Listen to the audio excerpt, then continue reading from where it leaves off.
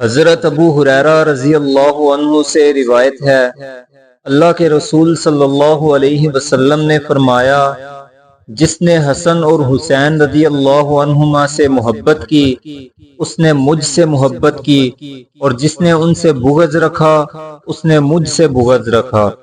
ایک حدیث میں ہے، رسول اللہ صلی اللہ علیہ وسلم نے فرمایا، حسین مجھ سے ہیں اور میں حسین سے ہوں۔ اللہ اس شخص سے محبت کرتا ہے جو حسین سے محبت کرتا ہے۔